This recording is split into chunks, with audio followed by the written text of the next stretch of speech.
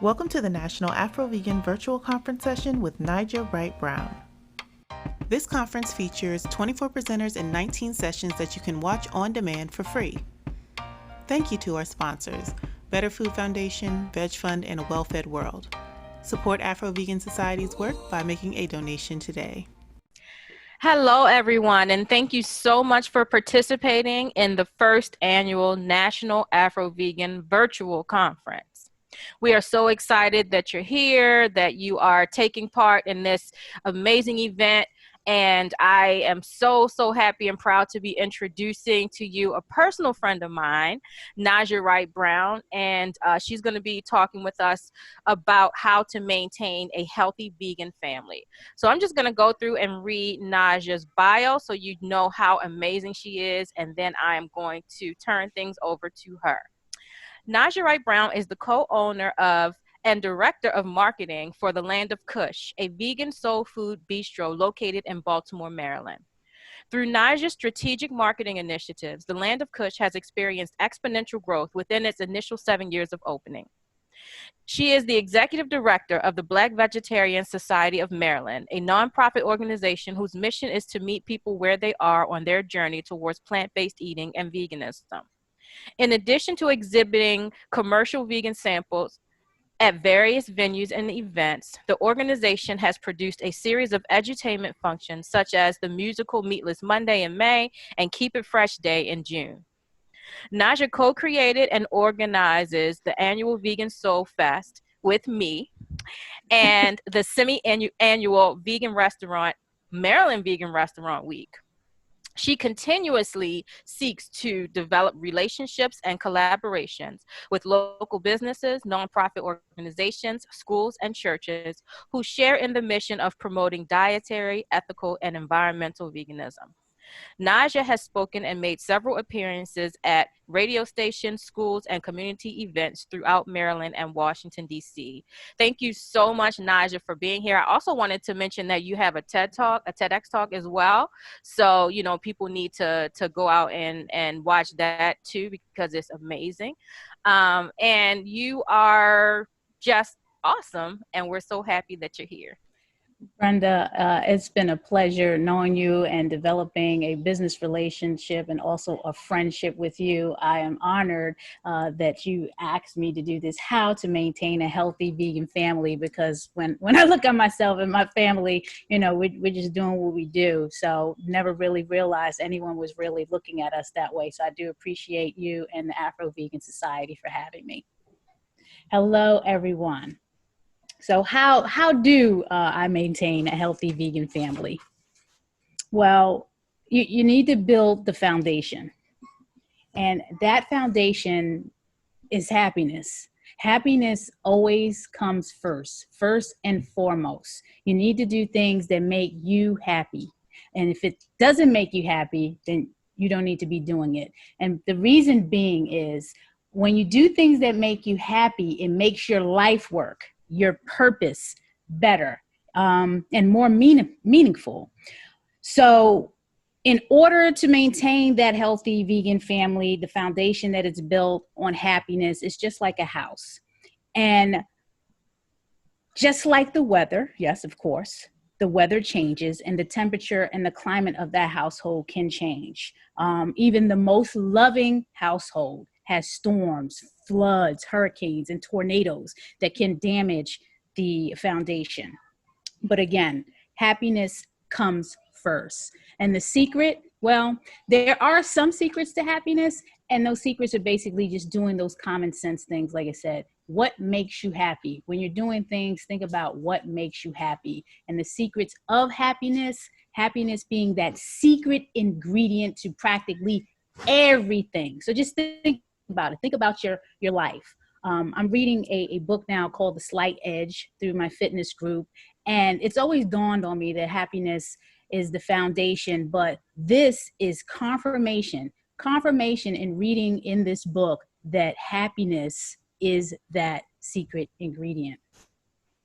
So the book also mentioned extensive research for decades, 2 decades, show that people who are happier have fewer heart attacks and strokes, less pain and inflammation, greater immune function, and more resistance to viruses. We're going through a pandemic right now.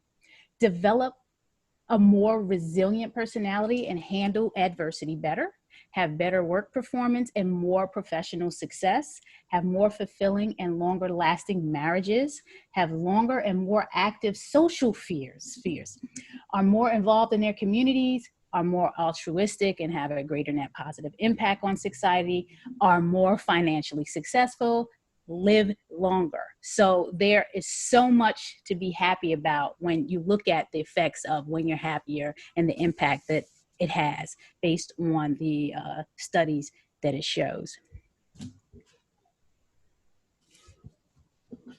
Happier can ultimately lead to healthier, as we just mentioned in the previous slide.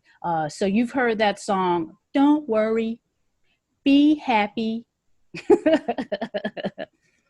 People who have greater success, more money, and better marriages are not just happier as a result of those. The research is clear. Greater states of happiness precede all of those outcomes. Society has it all backwards. Oh, once I become successful, I'm gonna be happy. Once I become healthier, once I find that relationship, once I'm living where I want to live, once my income is high enough to manage my life without stress, then I'll be happy. Blah, blah, blah, blah, blah.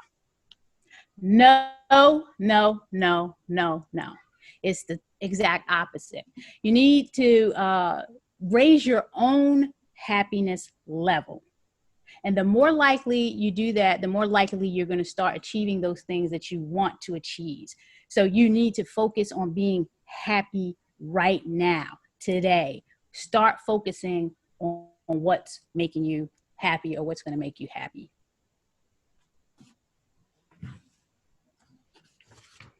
I have a dream. You have a dream. We all have dreams.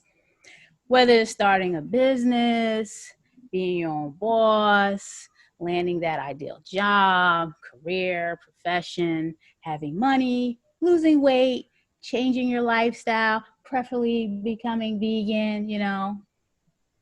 What happens? A lot of times people don't take the first steps to start. Why? Well, you may not have a lot of experience, no experience. You have squashed ambitions. Success looks so great on social media and Facebook and Instagram. Everybody's sipping on, you know, everyone's having a good time and people are making it look all easy, like they're not working hard at all. Well, I'm here to tell you, it is all a lie. No matter what you try to do to improve yourself, your job, your business, your family, your marriage, your life, there is going to be a point that looks like it's a dead end. You will have every excuse in the world to quit whatever it is that you're doing. It takes motivation. It takes belief in yourself, perseverance, and determination. It's not always going to be easy, but you are empowered to realize your fullest potential. And how do you do that? How do you do that?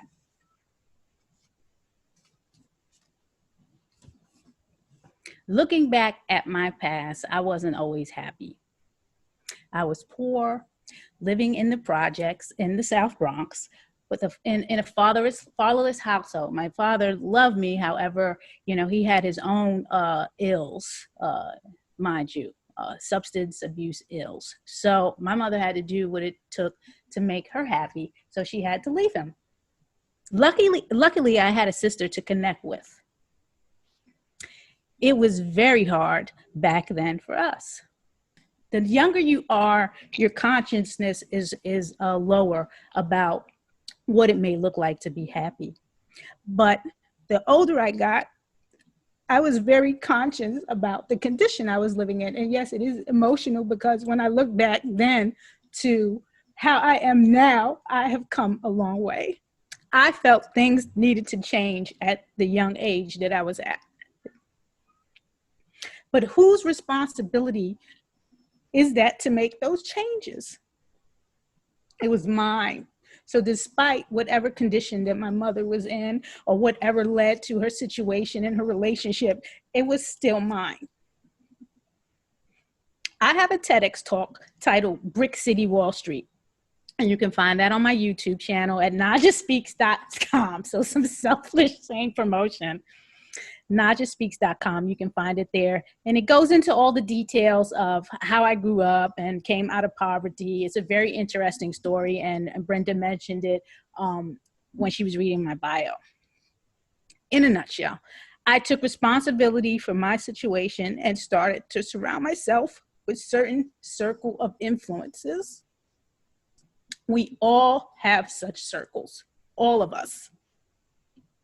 And we need to start paying very close attention to them. Are they helping you or are they harming you? If the circle is harming you and failing to lift you up, it's time to exit. Let it go. Move on. Or how I like to say it nowadays, keep it moving, because you have to make yourself happy. It is your responsibility. So I went from growing up poor in an inner city housing project in the South Bronx in a single parent household with a younger sibling to starting and running 5 successful businesses and a nonprofit. My first business was a comedy entertainment company. You know why? Because comedy made me laugh. It made me feel good. It made me feel better about myself. So I spent a couple of years working with new comedians that were underexposed and didn't have the opportunity to showcase themselves. And we were very successful at that. And some of them are famous celebrities today. I created a future of happy, healthy, and prosperity. I built businesses centered around promoting and promoting a healthy, compassionate lifestyle.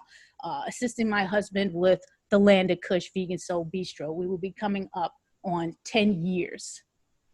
Black Veg Society of Maryland, an organization that we adopted from a customer that was eager for us to take it on within the first year of opening the Land of Kush. To Vegan Soulfest, where I successfully partnered with Brenda Sanders to bring a solution to a problem that we were having in the city of Baltimore around engaging our community in the benefits and learning of veganism from a melanated perspective. MD Vegan Eats, getting the businesses involved in learning that you need to offer plant-based options on your plate because this is a serious market and it's not going away. All the way to Naijha Speaks, where I have a platform that I can bring people on and introduce them and their journeys towards veganism and plant-based lifestyle. So yes, I have come a long way. And if you watch the TED Talk, I'll talk about the boyfriend and all that other stuff that I had to go through in getting here. Healthy was known in my family. So it was always a dream to be healthy, overall healthy in my family. Living in my neighborhood during those times, you really didn't hear about vegans, vegetarians, pescatarians. Those terminologies were unknown. I wasn't even keen on the Untitled Rastafarians. However, my father was conscious about eating habits from the Muslim perspective, or the 5%ers, that offshoot group of the Nation of Islam that was founded in Harlem in 1965, where they didn't consume pig, gelatin, or artificial colors. My father was conscious about this, and he always talked to my mother about not giving me those type of foods, those type of animal products. Eating to Live was a book that he would reference. My mother was conscious, but uncommitted. Why? There goes that circle of influence again, sidetracked by foolishness in life. You know, it'll really mess you up bad. So I hope those attending this virtual National Afro-Vegan Conference have encouraged a non-vegan friend or veganish, or, someone that's just curious, to attend this conference as well, because that is what we need to be doing. Because that, my friend, is the circle of influence. Some people lack the mental readiness, which promotes lack of motion. Spirituality also plays a role in this type of living. And if you have a partner, I think that they should be able to live this lifestyle and be able to support and add balance. Not to say that if you're in a relationship and your mate is not vegan, that you should automatically break up. That is for you to decide, because again, it is your happiness journey and you need to determine that for yourself. But again, there just needs to be that balance. It's just like if you're not a smoker and someone is smoking. I mean, you just have to have that balance. And that's just coming from my perspective. Mom sent me to camp. Again, we're building, that foundation on what it is for me to be healthy. So she sent me to camp because she wanted to expose me to a different side of life that she had no access to. So here's a mom that realizes that, hey, I can't give her everything, but I need to do something that is going to expose her to the things that I can't give her. So she sends me to somewhere that does. The Berkshires of Massachusetts, by way of Fresh Air Fund summer camp. Have any of you ever been to the Berkshires? Have anyone been away to camp when they were younger? Well, let's just say the Berkshires wasn't diverse back then. And the last time I went up there, probably 14 years ago, it wasn't then.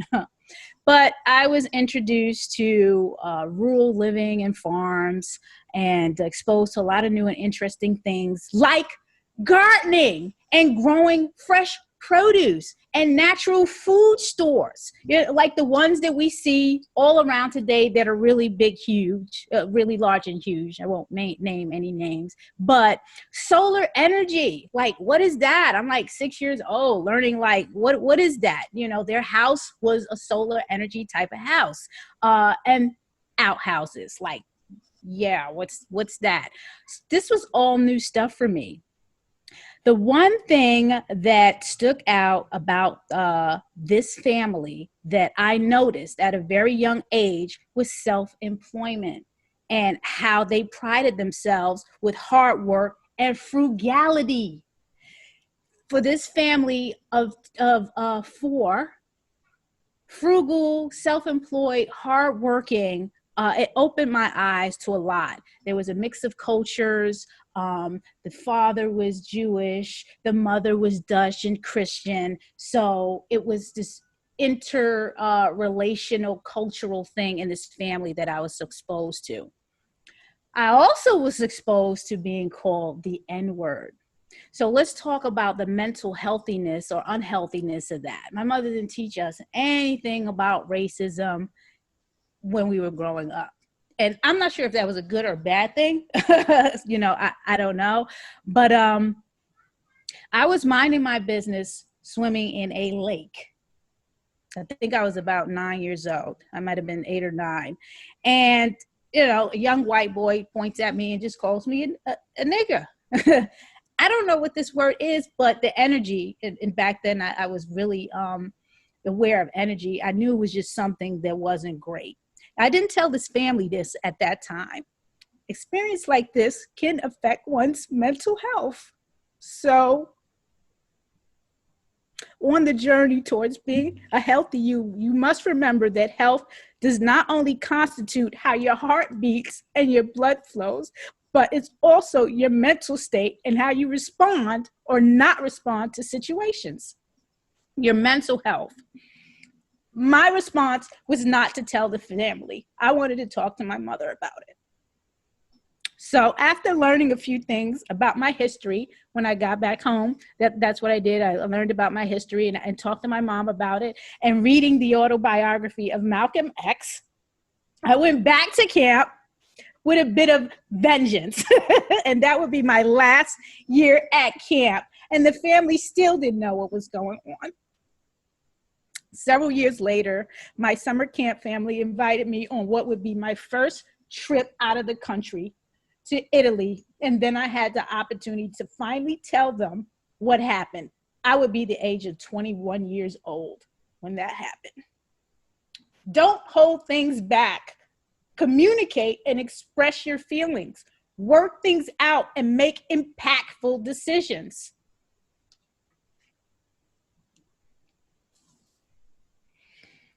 Get your house in order. After saying all of that and being really emotional about it, this is really touching because I don't really tell this story a lot to anybody. Get your house in order. Being happy and healthy physically, spiritually, and mentally, you need to get your house in order. You need to assess your circle of influence, and you need to negotiate your environment. Connect with those who are walking the same path.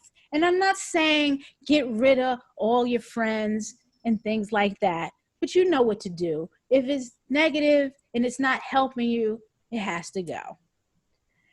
People walking the same path, sharing similar values, these are the people that you want to be around. You don't want to shut out family, no, unless they're toxic. But you need to understand that vegans and meat eaters have totally different thought processes. Again, just like smokers and non-smokers, going back to what I mentioned about relationships, religious people and non-religious people, et cetera, et cetera. I'm not in the business of forcing my practices on anyone. If someone is ready to receive the message I have to offer, then they'll come see me. They know where to find me. I'm at the Land of Kush. Naijha Wright-Brown on Facebook, Instagram. Overall, we are what we eat, mentally, physically, emotionally, and spiritually. So I used to be a computer geek back then, and the term was garbage in, garbage out. Romans 12:2. Do not be conformed to this world, but be transformed by the renewal of your mind, that by testing you may discern what is the will of God, what is good and acceptable and perfect. Renew your mind.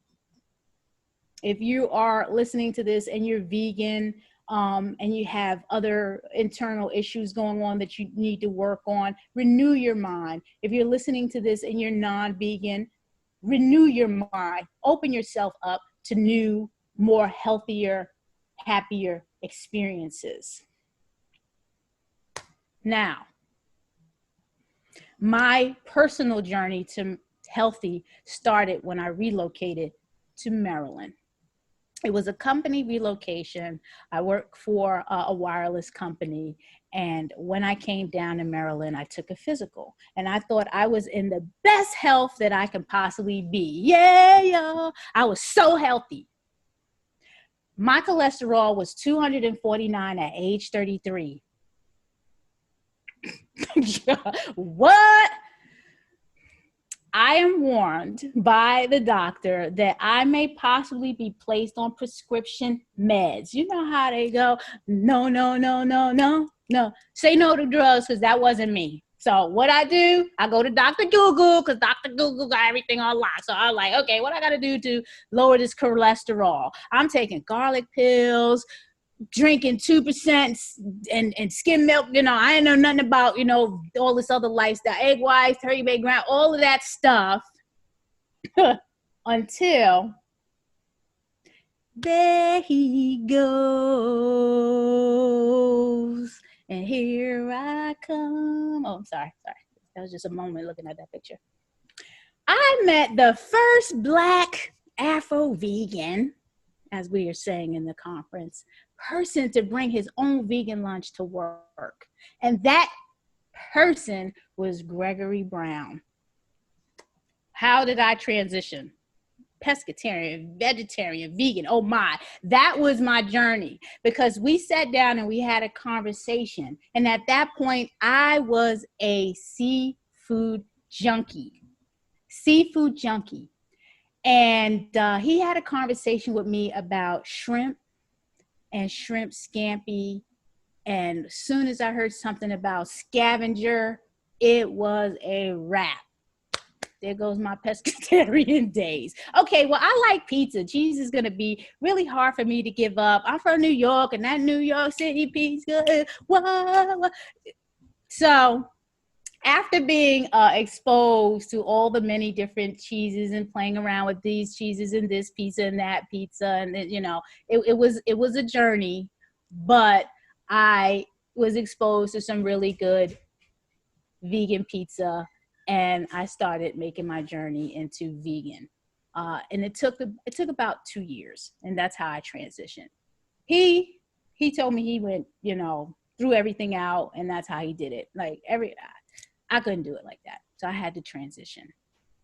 He shares his dream with me of opening a restaurant. Now, I'm coming from New York. Remember, I had this comedy club, you know, we was clubbing and doing all this stuff. So I'm in Maryland, and I'm trying to figure out, okay, what is the next best thing that I'm going to get into? Because I don't know anybody out here, really. I'm coming down with people that, you know, came from Jersey, you know, in that area. I really don't know, but no one's really doing anything. I'm trying to look for that poppin' next thing to do.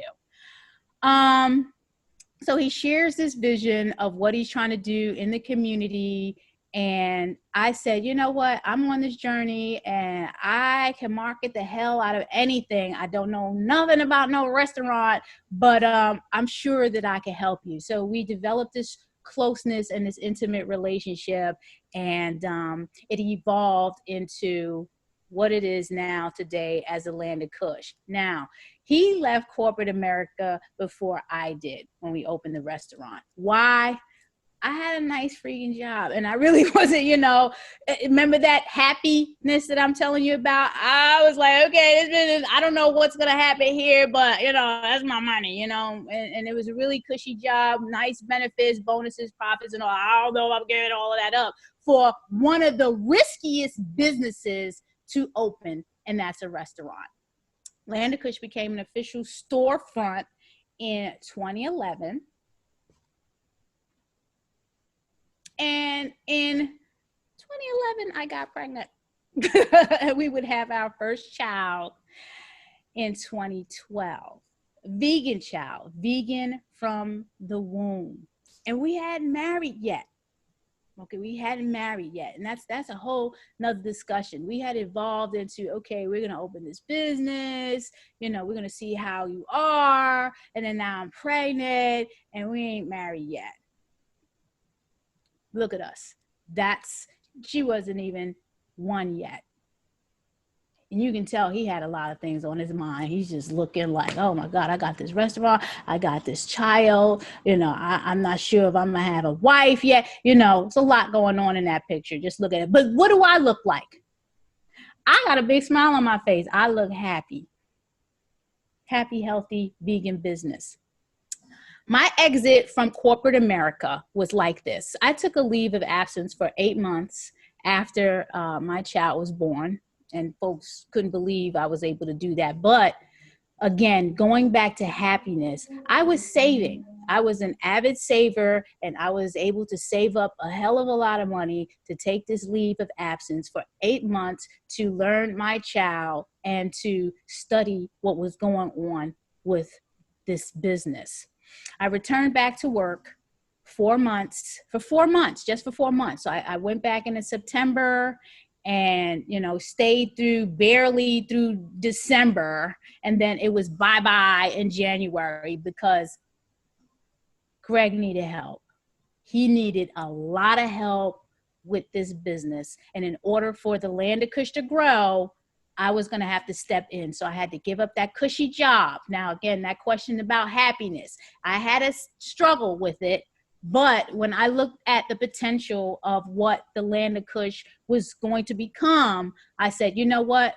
I'm willing to negotiate that and make this thing happen. So I assisted with the marketing strategies, and you know, I don't want to toot my own horn, but I did a pretty good job at it, obviously. And we're still open. It's going to be 10 years. after I did that, the mommy blues did begin, because there was this whole thing, you know, it's Greg's business and Greg, you know, and I'm not hiding anything. I'm telling you the truth. It was all about Greg. So my identity was more so in the background, although I was putting in a lot of work into building the Land of Kush through marketing strategies. So of course, my happiness again. So remember back when I was telling you the foundation is happiness. I am not happy. What about me? This is what I do. I start building strategic partnerships. Yeah, you know, I called Stevie Wonder. No, Stevie Wonder shows up in 2014, which is very interesting because it was when I started building strategic partnerships, like with Brenda Sanders, when she started Better Health, Better Life, and we started having those discussions about how we're going to solve this problem in Baltimore with exposing more of our community to this healthier way of eating and ethical ideas and environmental ideologies and all of that. How are we going to do that? And then that put another spark into me, because this is mine. I'm going to work with another woman, and you know, we're going to learn each other. I didn't have a lot of friends, close friends down here, so this was a new experience. And Brenda remembers that whole relationship and how it started. That's something between me and her, but it was a very important strategic partnership. So we built Vegan Soulfest. And then I established other partnerships to go on to build other things, such as the Vegan Restaurant Week. And as I mentioned, Black Vegetarian Society, which is from a pure vegetarian concept, everyone, because I still don't understand why milk and dairy are in the definition of vegetarian, because it needs to be kicked out. I think there needs to be an advocacy for that. But anyway, I'm not going to have that conversation about that term. Anyway, the strategic building of partnerships was making me happy. Again, back to happiness. So the importance of collaborations and building with community and creating social hubs or enterprises and paying it forward, those were things that made me happy. And guess what? The mommy blues were gone. The foundation, always happiness. If it does not make you happy, leave it alone. You are responsible for your own happiness. No one can make you happy but you. Don't make sacrifices you are not ready to commit to. I see people do this all the time. Why? We finally got married. And it was the way we got married, his father had passed. And, you know, we were just taking too long. The business was over consuming us. I was trying to plan, but I'm more focused on planning festivals and events and things like that. And I said, you know what? Let's just go down to City Hall and get married because, you know, Dad's gone. You know, I don't want anybody else to leave. Let's just do this. And we finally got married. It's a long journey, and it was a very, very long journey, and we're still on it. We're still on it. You have to appreciate your failures as much as your successes, because it is all learning. It's all learning. People get caught up in, oh, and I failed, and this didn't work out, and I'm going to stop. Failure is a prerequisite to success. I have yet to meet anyone that hasn't failed before they succeeded, and they failed time and time again. So appreciate it. It is learning. Embrace it. Oh, what about the food? We had all this conversation about the maintaining a healthy vegan family. Naijha, what about the food? Just Google it. I Google everything. No, seriously, my husband cooks. I cook, And our child is a very picky eater that wants to help cook. So, that's the dynamic there. My typical day breakfast would be avocado toast. And nowadays I've been playing around with polenta and sauteing veggies. I eat a lot of leafy greens, rice and beans, fresh salads with mixed greens, hearty soups. I'm a fan of mushrooms and black olives, and definitely avocado. I love avocado. Him. Oatmeal, beans and legumes, squash, dinosaur kale, quinoa, brown rice, wheat berry, pumpkin and chia seeds. Lots of water. I could do a better job with that. But I work out, but I can do with a lot of water. Our child, Ezekiel's cinnamon raisin bread toast with vegan cream cheese, oatmeal. She loves her daddy's kale, live kale from the Land of Kush, and mac and cheese, the Kush barbecue ribs, chicken tenders from the Land of Kush, sandwiches with turkey deli slices, and follow your heart cheese. And also the vegan cheesesteaks from the Greener Kitchen. It's like a ritual every Friday. But do what works for you and your family. But just make sure everyone is happy.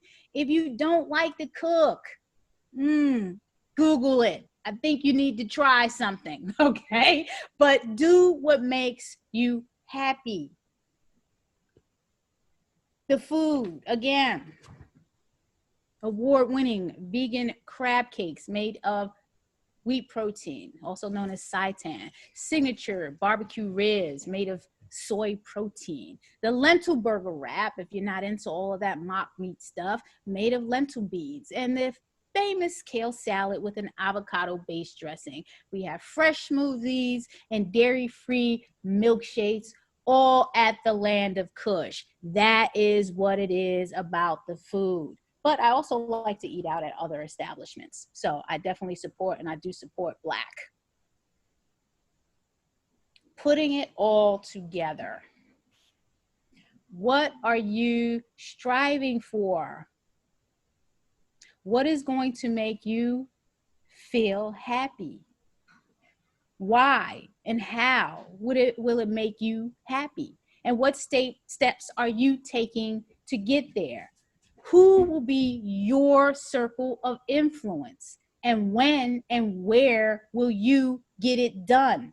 I have to tell you, my friends, that is the secret to a healthy, happy, vegan family. It starts with you and your level of happiness. If you have any questions, you can reach me on my Instagram at Naijha Wright, on Facebook, Naijha Wright-Brown, Twitter at Naijha, LinkedIn is Naijha Wright. Again, NaijhaSpeaks.com, landofkush.com for the restaurant, and bvsmd.org for the Black Veg Society in Maryland. Thank you for tuning in. Click to watch more sessions.